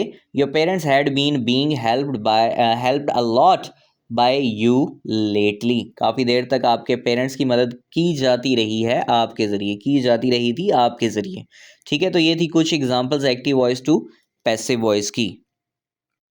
नेक्स्ट जो हमारे पास टेंस है वो है फ्यूचर इंडेफिनिट टेंस। अब फ्यूचर इंडेफिनिट टेंस क्या होता है जी, the future indefinite tense also known as the simple future tense, इसको सिंपल फ्यूचर टेंस भी कहते हैं, is use to describe actions, ये उन एक्शंस को डिस्क्राइब करने के लिए इस्तेमाल किया जाता है that will happen at a later time, जो कि बाद में आने वाले टाइम में या मुस्तकबिल में हैपन होगा, काम होगा। For example, we shall take tea in the breakfast, हम जो है ब्रेकफास्ट में चाय लेंगे। I will brush my teeth daily, हम रोज़ाना दांत साफ करेंगे, ठीक हो गया। तो ये हमारे पास है फ्यूचर इंडेफिनिट टेंस की एग्जांपल्स। नेक्स्ट है हमारे पास स्ट्रक्चर ऑफ एक्टिव वॉइस। इसका जो एक्टिव वॉइस का स्ट्रक्चर है वो क्या है जी, the subject will perform the action, इसमें एक्शन जो है वो सब्जेक्ट परफॉर्म करेगा। सब्जेक्ट के बाद आपने लगाना है विल या फिर शैल सब्जेक्ट के मुताबिक, ठीक है। आई और वी होगा तो शैल लगाएंगे, अदरवाइज विल लगाएंगे। हाँ, अगर कहीं पे ज़रूरी काम के बारे में जिक्र आ जाए कि ये काम ज़रूर होगा तो आपने विल की जगह पे शैल और शैल की जगह पे विल लगा देना है। वर्ब की फर्स्ट फॉर्म इसमें लगाते हैं एंड देन आप लगा देते हैं ऑब्जेक्ट। अब जब आप इसका पैसिव वॉइस बनाते हैं तो क्या करते हैं, the subject receives the action, इसमें सब्जेक्ट रिसीव करेगा एक्शन को, ऑब्जेक्ट लगाएंगे, फिर आप लगाएंगे विल या फिर शैल, और उसके मुताबिक आप लगाएंगे बी। अब ये बी कहाँ से आया जी, आपने विल शैल के साथ वर्ब की फर्स्ट फॉर्म लगानी होती है ना, और मैंने आपको क्या बताया था कि आपके पास टू बी एक चीज़ मौजूद होती है, ठीक है। तो अब यहाँ पे हमने विल शैल के साथ तो वर्ब की फर्स्ट फॉर्म लगानी होती है, लेकिन पैसिव कहते हैं जी वर्ब की थर्ड फॉर्म लगाओ, तो हम पैसिव की बात मान के वर्ब की थर्ड फॉर्म लगा देंगे मेन वर्ब की। लेकिन विल शैल कहाँ जाएगा? विल शैल के मुताबिक हमने बी की फर्स्ट फॉर्म लगानी है, ठीक है। ऑब्जेक्ट, उसके मुताबिक आपने विल शैल लगाना है, फिर आपने बी लगाना है, फिर आपने वर्ब की थर्ड फॉर्म लगानी है, देन आपने बाय लगा के सब्जेक्ट लगा देना है, ठीक है। नेक्स्ट है जनाब हमारे पास इसकी कुछ examples. We shall love our parents, हम अपने वालदैन से मोहब्बत करेंगे। इसमें आर पेरेंट्स ऑब्जेक्ट है। Our parents will be loved by us. He will do a good job, वो एक अच्छा काम करेगा। Good job will be done by him, अच्छा काम उससे किया जाएगा, उसके ज़रिए किया जाएगा। They will not perform their duty, वो अपना काम नहीं करेंगे। Their duty will not be performed by them, उनकी जो उनका फ़र्ज़ है वो उनके ज़रिए अदा नहीं किया जाएगा। He will make an assignment, वो एक असाइनमेंट बनाएगा। An assignment will be made by him. I shall make the tea will be made by me. She will not fulfil her promise, वो अपना वादा पूरा नहीं करेगी। Her promise will not be fulfilled by her. Will you take exercise, क्या आप exercise करेंगे? Will exercise be taken by you. उसके बाद है जनाब आपके पास नेक्स्ट टेंस, और वो है future continuous tense. The future continuous tense also called the future progressive tense, इसको फ्यूचर प्रोग्रेसिव टेंस भी कहते हैं। और is use to describe actions, ये उन एक्शंस को डिस्क्राइब करने के लिए इस्तेमाल होते हैं। That will be in progress eight a specific time in the future, जो कि फ्यूचर में एक स्पेसिफिक टाइम पर प्रोग्रेस में होंगे, ठीक है, प्रोसेस में होंगे। For example we shall be taking tea, हम चाय पी रहे होंगे। I will be brushing my teeth, मैं अपने दांत साफ कर रहा हूँगा। He will be watering the plants, वो पौधों को पानी लगा रहा होगा, वगैरह वगैरह। इसका एक्टिव वॉइस क्या होता है जी? The subject will perform the action, obviously subject ही परफॉर्म करेगा एक्टिव वॉइस में। सब्जेक्ट लगाते हैं, आपने फिर लगाना है विल या फिर शैल, और उसके बाद लगा देना है जी बी। अब देखें, ये जो फ्यूचर टेंस होता है ना, इसका चाहे इंडेफिनेट है, चाहे कंटिन्यूस है, चाहे परफेक्ट है या परफेक्ट कंटिन्यूस है। विल शैल तो कहीं नहीं गया जी, विल शैल कहीं भी नहीं गया। आपने प्रेजेंट डेफिनेट में विल शैल और वर्ब की फर्स्ट फॉर्म लगाई, ठीक है। उसके पैसे में विल शैल के बाद बी लगा के वर्ब की थर्ड फॉर्म लगा दी। इसमें क्या होगा? इसमें विल शैल और उसके बाद आपने बी लगा देना है, ठीक है, क्योंकि ऑब्वियसली विल शैल के साथ तो वर्ब की फर्स्ट फॉर्म चाहिए होती है। लेकिन उधर कंटिन्यूस है, हम कहते हैं जी वर्ब के साथ आईएनजी भी चाहिए। अब कंटिन्यूस की रिक्वायरमेंट पूरी करने के लिए हमने वर्ब के साथ आईएनजी तो लगा दिया, तो विल शैल की फर्स्ट फॉर्म किधर गई? वो हमने बी की इस्तेमाल की, यानी कि विल बी या फिर शैल बी। विल या शैल आप सब्जेक्ट के मुताबिक लगाएंगे और उसके बाद आपने बी लगाना है, ठीक है। तो ये बनेगा विल बी या फिर शैल बी, और वर्ब के साथ आईएनजी लगाएंगे और देन आप ऑब्जेक्ट लगा देंगे, ठीक है। और जनाब एंड पे ऑब्जेक्ट लगा देंगे। उसके बाद जनाब है आपके पास इसके passive voice. The subject receives the action, obviously subject action receive कर रहा होता है। सबसे पहले आप ऑब्जेक्ट लगाएंगे, और ये ऑब्जेक्ट कौन सा है? जो आपके एक्टिव वॉइस का है। उसके मुताबिक आपने विल या फिर शैल लगाना है, और उसके बाद आपने लगा देना है बी। अब ये विल बी शैल बी, ये तो हो गया फार्मूले वाला काम। अब कंटिन्यूस की रिक्वायरमेंट पूरी करनी है और साथ पैसिव की भी रिक्वायरमेंट पूरी करनी है। कंटिन्यूस की वो रिक्वायरमेंट पूरी करने के लिए आपने बी के साथ आईएनजी लगाना है, वो बन जाएगा बीइंग, यानी कि will be being, shall be being, और वर्ब की थर्ड फॉर्म लगाएंगे आप पैसिव की रिक्वायरमेंट पूरी करने के लिए, और उसके बाद आप बाय लगाएंगे और फिर लगाएंगे सब्जेक्ट, ठीक है। कुछ लोग ये भी कहते हैं कि फ्यूचर कंटिन्यूस टेंस का पैसिव नहीं बनता, बनता है, बिल्कुल बनता है, ठीक है। आपने हर चीज़ को, हर फॉर्मेशन को ट्रिक्स बाय ट्रिक्स करना होता है। हर चीज़ की अलग अलग रिक्वायरमेंट्स होती हैं, उनकी वो रिक्वायरमेंट्स पूरी करते रहें, आपकी फॉर्मेशन बनती रहेगी और आपके पैसिव बनते रहेंगे। अब देखें विल शैल की रिक्वायरमेंट क्या होती है जी? वर्ब की फर्स्ट फॉर्म, वो हमने बी लगा दिया तो वो विल बी या शैल बी बन गया। कंटिन्यूस की रिक्वायरमेंट है जी कि आईएनजी लगाओ, अब हमें आईएनजी चाहिए था तो हमने बी के साथ आईएनजी लगाया, हमने उसको बीइंग बना दिया। क्यों? क्योंकि वर्ब की थर्ड फॉर्म रिक्वायरमेंट होती है जी पैसिव की, ठीक है। तो पैसिव की रिक्वायरमेंट पूरी करने के लिए हमने वर्ब की, मेन वर्ब की थर्ड फॉर्म, पैसिव वॉइस में मेन वर्ब की थर्ड फॉर्म आपने लगानी है, बस ये बात जहन में रखनी है। बाकी चाहे कंटिन्यूस है चाहे परफेक्ट है, जहाँ पे बीन की ज़रूरत होगी, यहाँ पे बीइंग की ज़रूरत होगी, हम उसके मुताबिक लगाते रहेंगे, टेंस के मुताबिक। खैर, उसके बाद वर्ब की थर्ड फॉर्म के बाद आपने बाय लगाना है, फिर सब्जेक्ट लगा देना है। कैसे जी? We shall be loving our parents, हम अपने वालिदैन से मोहब्बत कर रहे होंगे। Our parents will be being loved by us, will be shall be के बाद आपने आईएनजी लगाना है बी के साथ, तो बीइंग बनेगा। Our parents will be being loved by us.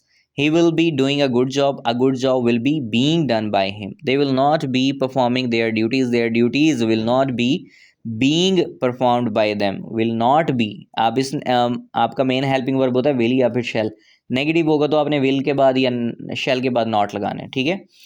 He will be making an assignment will be being made by him. I shall be making the tea will be being made by me. She will not be fulfilling her promise will not be being fulfilled by her. Will you be taking exercise? अब देखें ये interrogative था, main helping verb है will या फिर shall, आपने सिर्फ उसको स्टार्ट में उठा के पुट करना है, ठीक है। तो will you be taking exercise है, तो will exercise be being taken by you. तो ये थी एक्टिव वॉइस और passive voice of future continuous tense. Next हमारे पास टेंस है future perfect tense. Future perfect tense क्या होता है जी?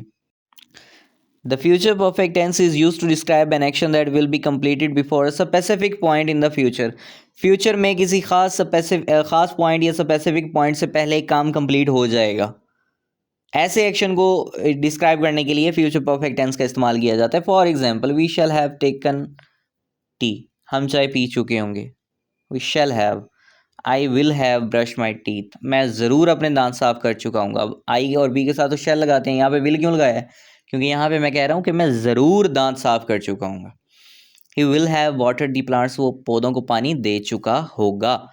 इसकी एक्टिव वॉइस का स्ट्रक्चर क्या होता है जी? The subject will perform the action obviously, और सब्जेक्ट विल शैल, और विल शैल के बाद आप लगाएंगे हैव, ठीक है। ये थोड़ा बहुत प्रेजेंट, ये फ्यूचर का जितना भी है ना वो थोड़ा बहुत प्रेजेंट से मिलता जुलता होता है, ठीक है। अब इसमें विल शैल तो लाजमी है ही है। अब देखें उसमें प्रेजेंट परफेक्ट में हैव का इस्तेमाल, हैज़ का इस्तेमाल होता है, इसमें सिर्फ हैव का इस्तेमाल होगा। वैसा वैसा ही है, विल हैव या फिर शैल हैव, उसके बाद वर्ब की third form and then object लगाएंगे आप, ठीक हो गया। अब नेक्स्ट इसका पैसिव कैसे बनाएंगे? आपने ऑब्जेक्ट लगाना है, the subject receives the action, obviously object लगाना है। ये ऑब्जेक्ट कौन सा होगा? जो एक्टिव वॉइस का ऑब्जेक्ट होगा। उसके मुताबिक आपने विल शैल लगाना है, फिर हैव लगाना है, और फिर चूंकि ये परफेक्ट है, विल हैव या शैल हैव के साथ थर्ड फॉर्म होनी चाहिए, तो हम बी की थर्ड फॉर्म लगाएंगे तो बीन बन जाएगा, will have been, shall have been.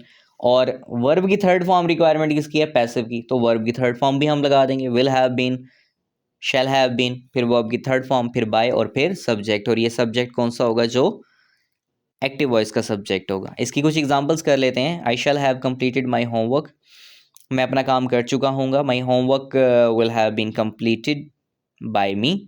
She will have written 3 books, 3 books will have been written by her. They will have visited Paris twice. Paris will have been visited by them twice. We shall have watched that movie already. That movie will have been watched by us already. He will have broken his phone. His phone will have been broken by him. You will have improved your writing. Your writing will have been improved by you. ठीक है। Next हमारे पास जो tense आ जाता है वो future perfect continuous tense आ जाता है। The future perfect continuous tense is used to describe an action. ये उस एक्शन को डिस्क्राइब करने के लिए इस्तेमाल किया जाता है that will have been continuing for a certain period of time, जो एक ख़ास पीरियड ऑफ टाइम के लिए जारी रहेगा, फ्यूचर में जारी रहेगा, मुस्तकबिल में जारी रहेगा। Before a specific point in the future, फ्यूचर में किसी स्पेसिफिक पॉइंट, किसी ख़ास लम्हे से पहले एक सर्टेन पीरियड ऑफ टाइम के लिए जारी रहेगा। ऐसे एक्शन को डिस्क्राइब करने के लिए हम फ्यूचर परफेक्ट कंटिन्यूअस टेंस का इस्तेमाल किए जाते हैं। जैसे कि I shall have been learning French for 6 months, मैं 6 महीनों से फ्रेंच सीख रहा हूँगा। She will have been cooking dinner since 5 PM, वो 5 बजे से डिनर बना रही होगी। They will have been playing video games all afternoon, वो सारी दोपहर वीडियो गेम्स खेल रहे होंगे या खेलते रहे होंगे। ठीक है जी। स्ट्रक्चर देख लेते हैं इसकी एक्टिव वॉइस का। The subject will perform the action, obviously आप इसमें सब्जेक्ट लगाते हैं, फिर विल हैव बीन और शैल हैव बीन। अब देखें विल हैव शैल हैव था उसमें फ्यूचर परफेक्ट में, फ्यूचर परफेक्ट कंटिन्यूअस में क्या हो गया? Will have been shall have been, क्योंकि will have been shall have been, will have shall have के साथ वर्ब की थर्ड फॉर्म चाहिए होती है, लेकिन परफेक्ट कंटिन्यूअस है ना, तो कंटिन्यूअस के लिए हमने आईएनजी भी तो चाहिए ना, तो मेन वर्ब के साथ हम आईएनजी लगाएंगे एक्टिव वॉइस में। ध्यान रखिएगा एक्टिव वॉइस में मेन वर्ब के साथ आईएनजी लगाएंगे। तो विल हैव शैल हैव की रिक्वायरमेंट किधर गई? वो हमने बीन का इस्तेमाल करना है, तो ये बनेगा will have been shall have been, verb के साथ आईएनजी, फिर ऑब्जेक्ट, फिर आपने लगाना है सिंस और for according to the time, और एंड पे टाइम लगा देना है। ठीक है, अब ये स्ट्रक्चर ध्यान में रखिएगा। हेल्पिंग वर्ब इसमें है will have been shall have been, ठीक है, ये हेल्पिंग वर्ब के तौर पे इस्तेमाल होंगे। आगे जाके ये तो रखने ही रखने हैं, उसके अलावा रिक्वायरमेंट पूरी करनी है। जैसे कि हम पैसिव वॉइस कर लेते हैं जी। The subject receives the action, obviously object will या फिर शैल हैव बीन आपने लगाना है। Will have been, shall have been लगाना है, और उसके बाद कंटिन्यूअस की रिक्वायरमेंट पूरी करने के लिए आपने बीइंग लगाना है, बी के साथ आईएनजी बीइंग लगाना है। वर्ब की थर्ड फॉर्म, ये पैसिव की रिक्वायरमेंट है, will have been, shall have been, being, verb की थर्ड फॉर्म बाय, और फिर सब्जेक्ट, और ये सब्जेक्ट कौन सा है, जो आपके एक्टिव वॉइस का सब्जेक्ट है। कुछ एग्जांपल्स कर लेते हैं जी इसकी। He will have been writing a novel for the last 2 years, वो पिछले 2 सालों से एक नॉवल लिख रहा होगा। A novel will have been being written by him for last 2 years। We shall have been making this project together, और फिर ये हो जाएगा this project will have been being made by us together। The children will have been watching cartoons since morning, cartoons will have been being watched by the children since morning। My brother will have been driving the car for 2 hours, मेरे भाई पिछले 2 घंटों से गाड़ी चला रहे होंगे।